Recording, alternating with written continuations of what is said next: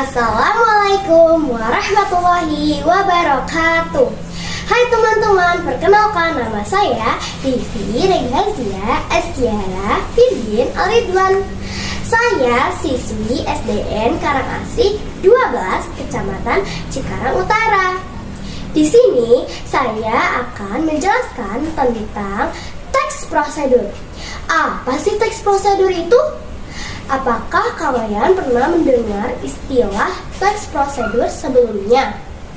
Mungkin beberapa dari kita masih merasa asing dengan istilah satu ini. Apakah kamu pernah membaca buku tentang resep makanan? Atau kamu pernah membaca buku yang berisi tentang tutorial membuat kerajinan? Nah, bila pernah, itu artinya kamu pernah membaca jenis teks prosedur. Supaya kamu tidak bingung dengan arti atau penjelasan teks prosedur, yuk simak penjelasan saya. Teks prosedur itu adalah teks yang memuat langkah-langkah atau percobaan dalam membuat sesuatu. Lalu, kapan sih kita menggunakan teks prosedur?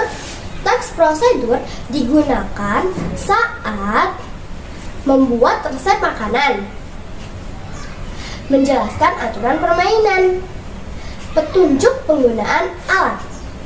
Selanjutnya, saya akan memberikan contoh prosedur membuat sesuatu. Yuk, ikuti saya. Di sini saya akan memberikan contoh prosedur membuat mie seduh. Langkah pertama, kita buat judul yang menarik dulu ya. Contohnya, membuat mie seduh yang cepat dan lezat. Langkah kedua, kita siapkan alat dan bahannya dulu ya. Alat dan bahan yang diperlukan yaitu ada gelas cangkir. Kedua, ada sendok, ada air panas, dan tentunya di sini ada 1 bungkus mie gelas. Dan sekarang kita lanjut ke langkah pembuatannya. Langkah pembuatannya yaitu masukkan mie gelas ke dalam cangkir. Setelah itu, kita tambahkan bumbu mie gelasnya.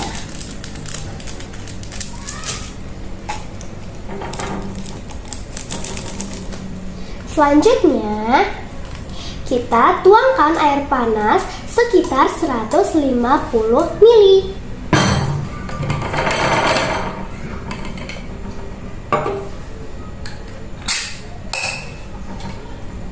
Tuangkan ya.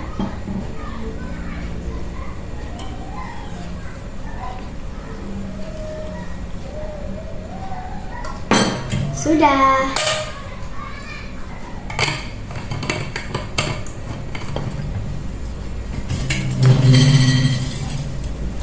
Dan setelah itu kita diamkan selama 3 menit hingga minyak matang ya. Sekarang minyak sudah matang. Langkah selanjutnya yaitu aduk hingga bumbunya larut ya.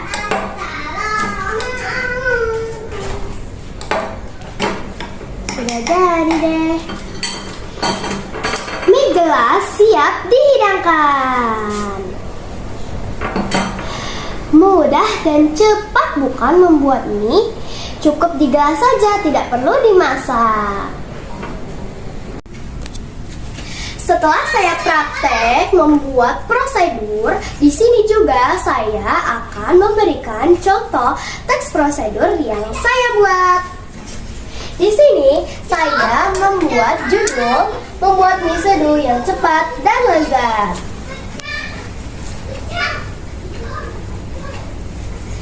Dan di sini juga ada alat dan bahan. Alat dan bahannya seperti yang saya tunjukkan pada saat praktek tadi ya.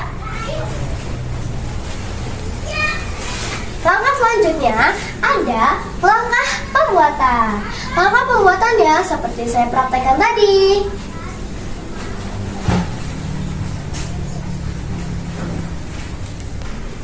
Dan yang terakhir juga saya membuat tip atau kesimpulannya seperti ini. Mudah dan cepat bukan membuat mie? Cukup digelas saja tanpa perlu dimasak. Teks prosedur juga memiliki bagian-bagian loh. Apa aja sih bagian-bagian dari teks prosedur?